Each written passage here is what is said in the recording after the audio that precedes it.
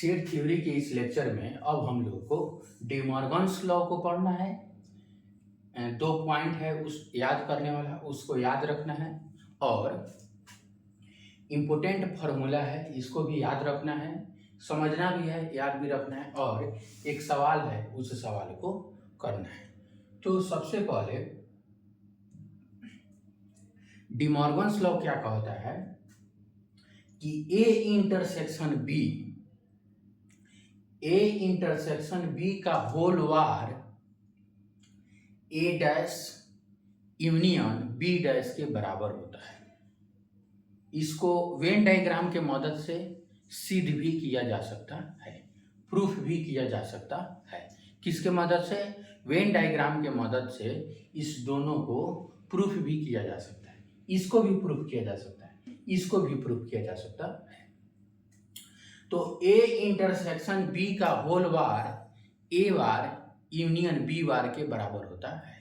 कहने का मतलब है यदि पूरे पर इंटरसेक्शन हो तो इंडिविजुअल इंटरसेक्शन हो जाएगा, सॉरी, यदि पूरे पर वार हो तो इंडिविजुअल वार हो जाएगा और यहाँ इंटरसेक्शन का साइन है तो वहाँ यूनियन का साइन हो जाएगा।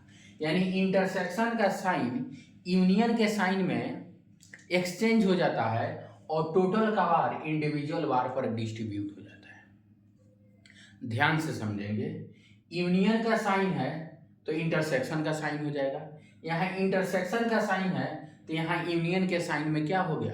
एक्सचेंज हो गया। यहाँ टोटल पर वार है तो यहाँ इंडिविजुअल सेट पर वार हो गया। ठीक, अब यहाँ देखिए, यहाँ यूनियन का साइन है तो यहाँ इंटरसेक्शन के साइन में एक्सचेंज हो गया।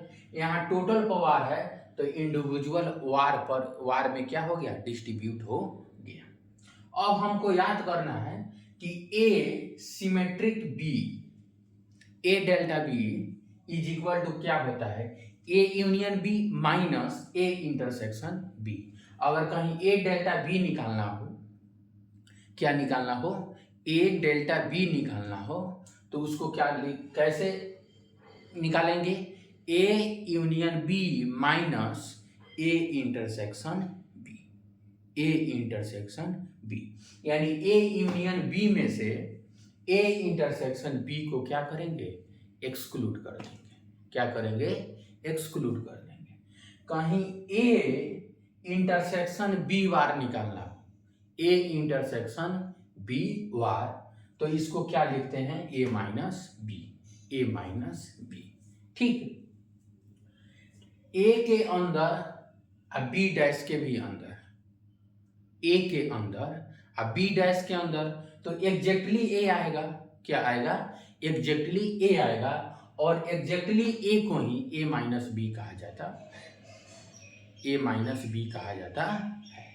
अब हम इंपोर्टेंट फॉर्मूला है, इसको ध्यान रखेंगे। Number of elements in A union B, A union B में कितने एलिमेंट्स हैं, इसका फॉर्मूला क्या होगा?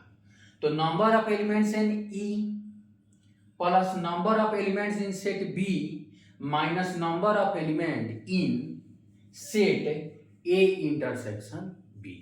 यानी ए में जितने एलिमेंट है उसको जोड़ लीजिए, बी में जितने एलिमेंट है उसको जोड़ लीजिए और एक बार single time a intersection b में जितने एलिमेंट है उनको क्या कर दिए? रिमूव कर दीजिए या घटा दीजिए। Number of element in A dash intersection B dash, तो A dash intersection B dash किसके बराबर होता है? ए यूनियन बी का whole dash. A dash intersection B dash A union B के होल डैश के बराबर होता है। तो इसको क्या करेंगे? यूनिवर्सल सेट में से ए यूनियन बी को क्या करेंगे? रिमूव कर लेंगे। इन यूनिवर्सल सेट में से ए यूनियन बी को क्या करेंगे? रिमूव कर लेंगे।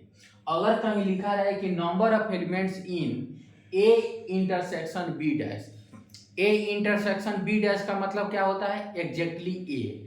तो एग्जैक्टली ए का निकालने के लिए हम क्या करेंगे?